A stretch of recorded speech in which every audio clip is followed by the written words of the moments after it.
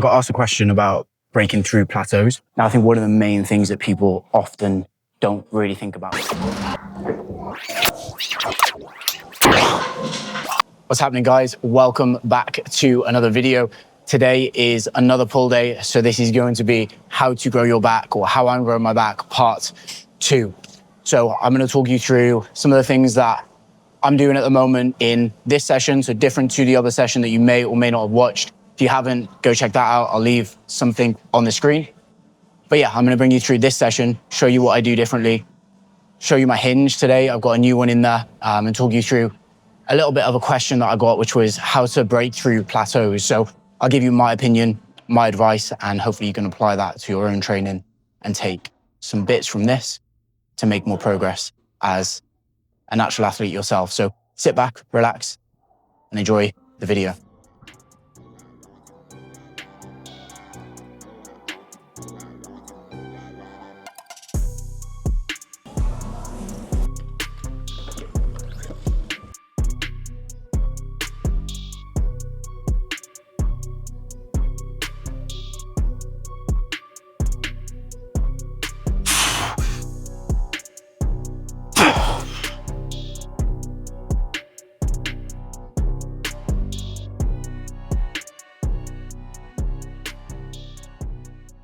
One of the pieces of advice I would give you if you do a hinge or any barbell movement is get your own clips. Because even if you train at a decent gym, having your own clips, you don't have to then go and stress trying to find them.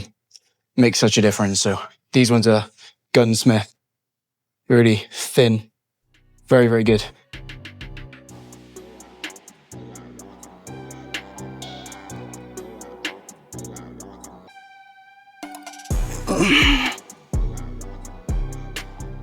Final warm-up moved pretty well. So I'm going to take a relatively large low progression. This is only my second week doing this. So it's a new movement, pulling from a block, which I've never really done before, at least not in the last 8, 10 years, maybe like 6 to 8. So yeah, I'm going to take a large progression in terms of load just because it's new and I can afford to do that. And it may pay off, it may not, but I'd rather kind of just see today. I think it'll be absolutely fine. And it, like I said, last warm-up felt great. So realistically, we should be able to do a good set. So yeah, I'm gonna get some music on, probably listen to a bit of Adele, and then get my top set song on and get after it.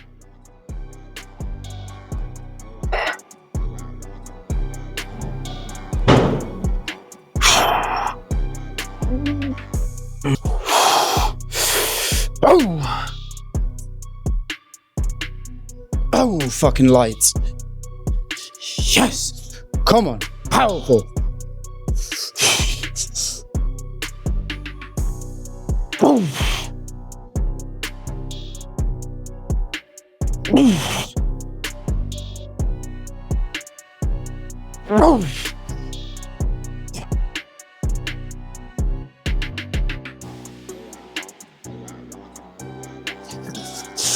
Ah! Oh, 4 repper. Is it a bit lower than I would ideally like? Yes, but it's a start because when I first put this in last week, I say when I first, it was like literally a week ago, 9 days ago, 8 days ago, I thought, pulling off a block, oh, easy, be so much lighter.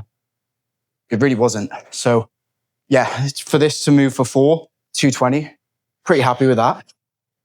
I got 210 for 7 last week. So I dropped off a good couple of reps, more than I would ideally like. But to be honest, it's not bad at all. I'll probably take like a 215 next session. So in between 210, 220, see what I get. And then I'll kind of just work my way between how I'm feeling week to week. So yeah, I'm looking forward to, and I'm excited to run this up because it's just another variation of a hinge, which I think is definitely important to have within your back training. This is a conversation I had over DMs with somebody that tried to have a bit of an opinion / a little bit of a dig at something. And I think sometimes terminology, people can get so caught up on it. Like, what's an SLDL? What's an RDL? What's a conventional deadlift? When at the end of the day, if you just get really, really, really strong at pulling from the floor, from a block, in an RDL, just basically hinged over with a lot of weight, even if it's a bent over row, I definitely think that has big positives to your posterior shots, or like your posterior chain and your rear shots. Posterior shots, they're going to be a new thing. So yeah, for me, it's something that I wasn't good at. I'm still not good at. I'm getting better at.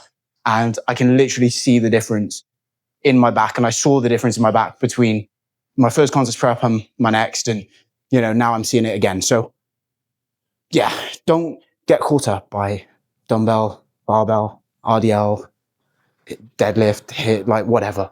Just get strong at a hinge and you'll thank yourself after 6, 8, 10, 12 months of adding 2, 3, 4 plates to a lift.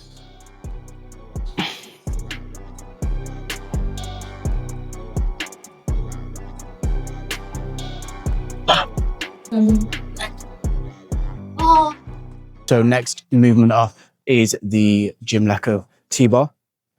This is, again, relatively new for me. I've made quite a few kind of adjustments to pull training over the last couple of months because the gym's got a lot of new kit, as I've said in other videos. So this is an old piece of the gym, but it just fits in quite nicely with the rest of the session. So from the hinge into this now, which is kind of like that mid-back row for me, which again, I need, like I've said in the other video, which if you haven't watched, go and watch it. Like I said in that video, I need more back, my entire back, but I need more thickness really. So these kind of rows being higher up in the order just make a little bit more sense for me. And so far, obviously it's difficult when you're a little bit heavier, but I feel like my back is definitely looking a little better. But like always, you've got to hold on to it when you diet down and when you get peeled on stage. So that's where it truly tells. But yeah, this feels really good. So 2 sets on here. First set is like 6 to 9.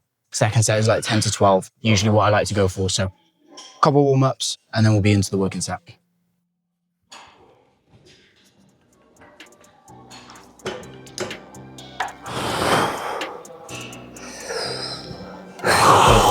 Oh, easy.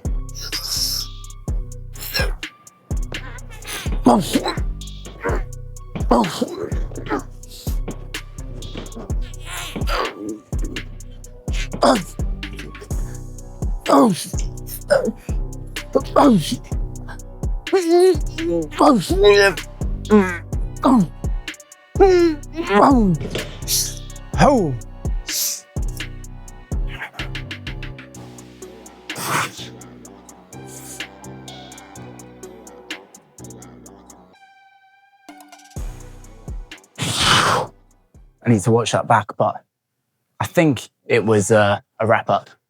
I'm not sure. I'll watch it back, but it felt good. So on here again, I spoke about this in the last video with regards to like form versus load. My form on here is like good, in my opinion. Maybe you'll tell me otherwise. But I also will try to just kind of be a little bit more aggressive, a bit more powerful through on that set. Second set, focus a little more on kind of like pauses in the change direction and kind of feel a little more. I just think it's a good combination, especially with like the higher rep set, just because I can use a little less load, make it a little bit more challenging, but I'm still moving a good amount of load on that first set. So it's kind of like killing 2 birds with 1 stone, which is something I always say when it comes to my training, is I like to kind of tick as many boxes as I can with the 2 sets that I do. So.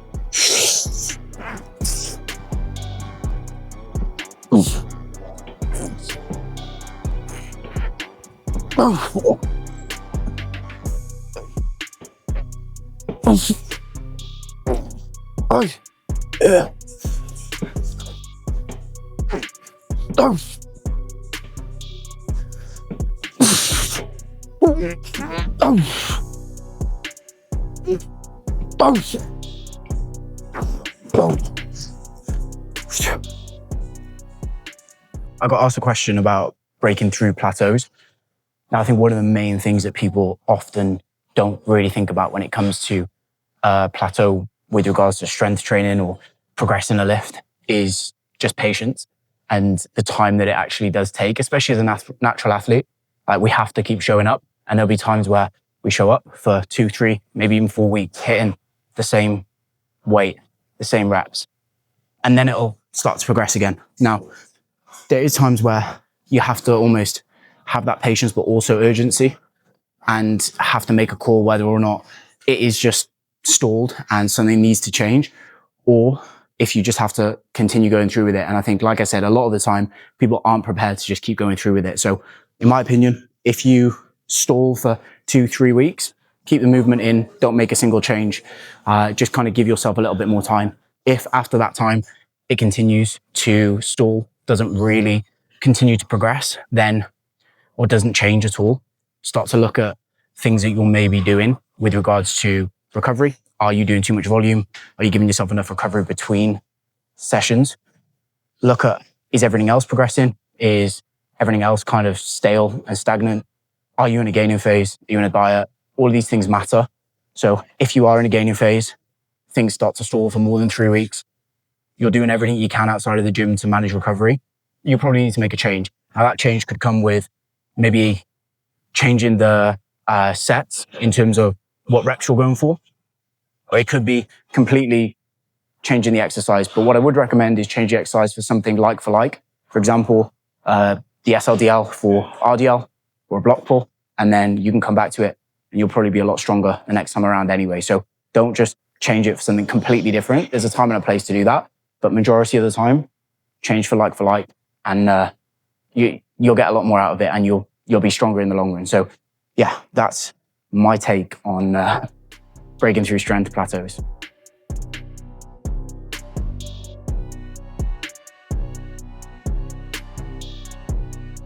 Okay.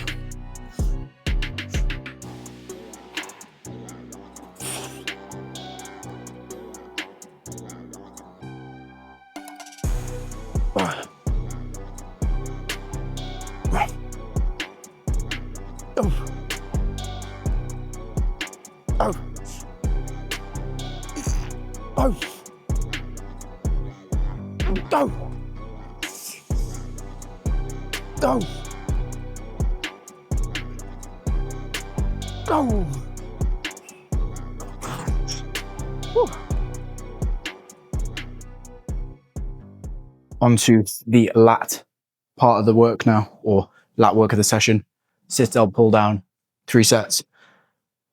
The fact that this is obviously adjustable resistance profile allows me to do 3 sets that are all 3 good sets. You can also see I'm not using that much weight on here compared to some people. Like I see people in here that are using a lot more weight than me, and they probably shouldn't be. So take from that what you want, but I think leaving your ego at the door, especially on parts of your physique that you need to improve and maybe you don't kind of connect as well with, makes a lot of sense, which is why I don't kind of let my ego take over on something like this. Nobody cares how much you're lifting. Realistically, they don't, especially on a pull down like this. So yeah, 3 sets, pretty much the same load, all 3 sets. I'll just move it between kind of mid to lengthened bias and then lengthened bias. So the first set is predominantly in the mid range, following 2 sets, lengthened with a little bit in the mid. So it just drops off nicely. So yeah, 3 sets. First set was decent. Now we'll go on to the other side. So again, top tip, rest between sides.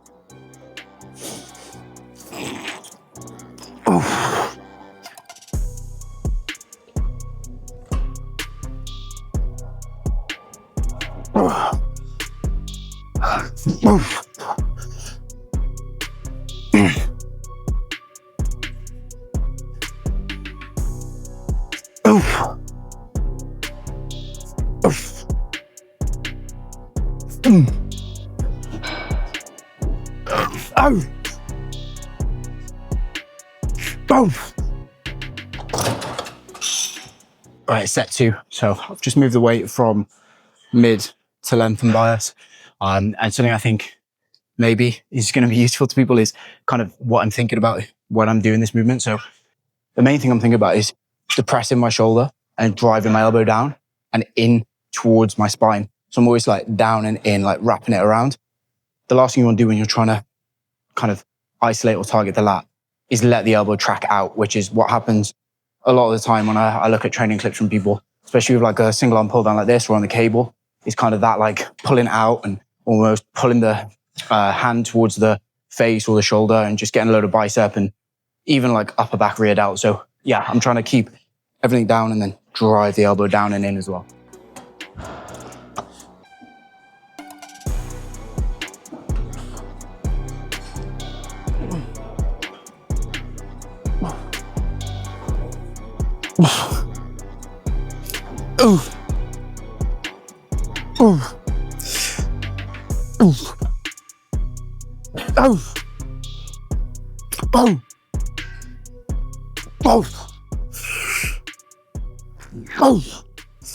Next up, the max pump upper back / rear delt-ish row.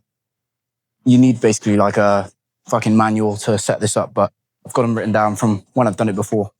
And yeah, once you get it set up, it feels really good. So 2 sets on here.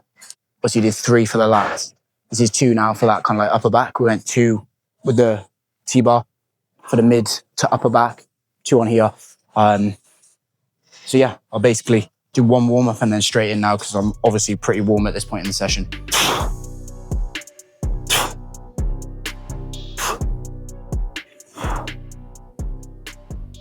So that's actually another point you can think about when you do maybe hit a bit of a stall in your training, is actually kind of how many warm-up sets you're doing. Because a lot of the time people will do too many warm-up sets and then wonder why they're fatigued going into their actual working set. So if you take note of kind of what I'm doing / the warm-ups that I do, they're very much just touch, get a feel for what I'm doing and then go into it. I'm not fatiguing. I'm not taking away from the actual set. And yeah, that might actually be one of the reasons why you're kind of hitting that wall, hitting that stall. And by taking less warm-ups, you might take more progressions in your actual sets.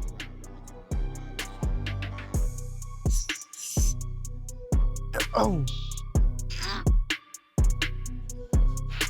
Oh. Oh.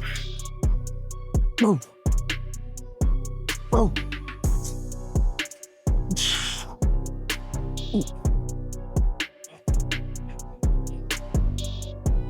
Oh. Oh. Oh. Oh. Oh.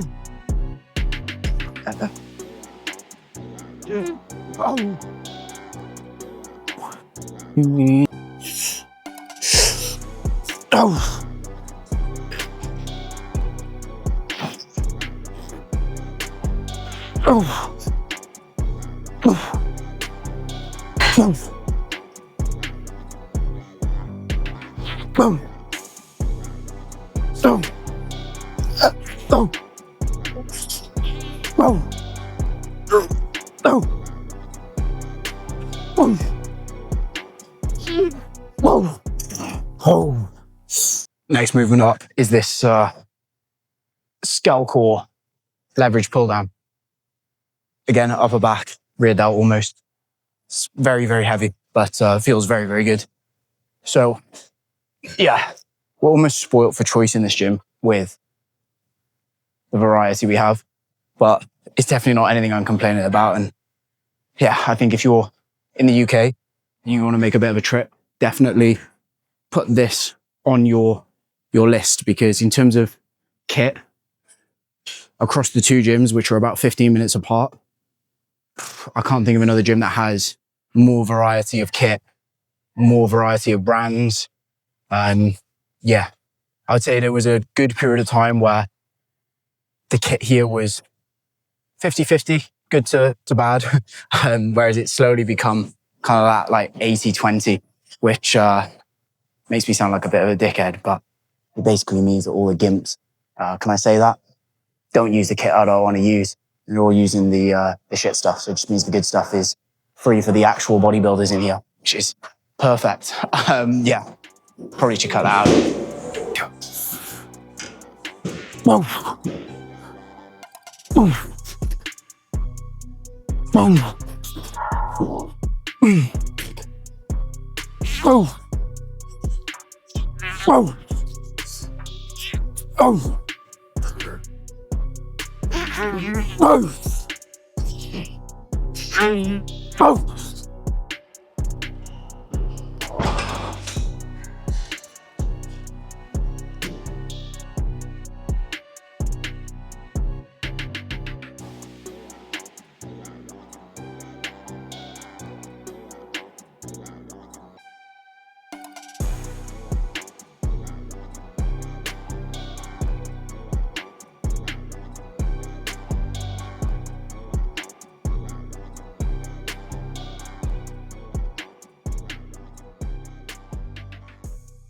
Onto biceps. So I just did rear delts. I'll sometimes do rear delts before biceps, sometimes after.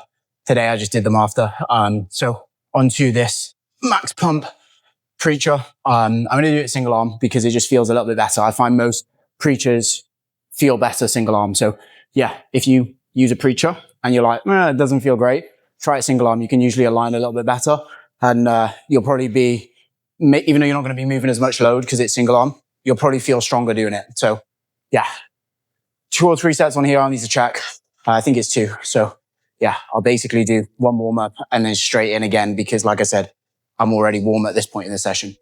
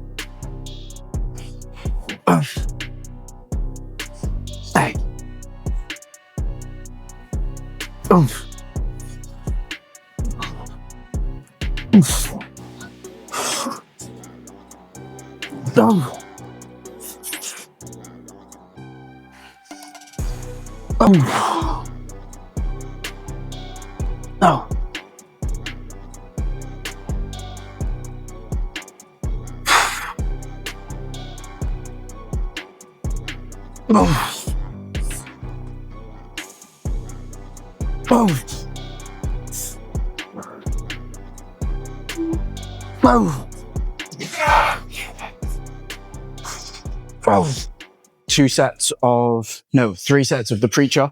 I think it was 20, 15 and 10 kilos. I tend to find that when it comes to like a preacher, I drop off quite a lot on them, to be honest. I also probably take shorter rest periods and other things. And then now onto a D-handle curl. So keeping the elbow kind of behind the torso, keeping it back, getting a real stretch on the bicep. Feels pretty good. Again, I'm not trying to use crazy amounts of load here. I'm just trying to feel my biceps while also putting enough load through them.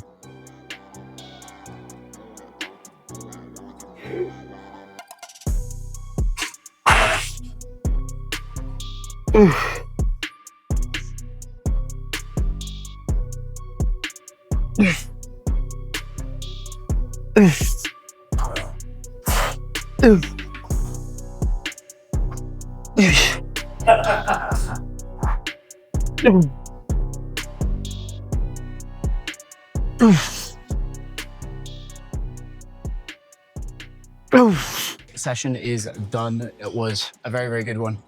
A lot better than the session that I did for part 1 of how I'm growing my back. So hopefully you can see how I really should and need to be training and how you kind of need to be training if you want to be growing a muscle group that maybe isn't a strong point for you. But yeah, the goal is to make my back into a strong point. At least one time when I'm on stage, I want someone to be like, look at his back.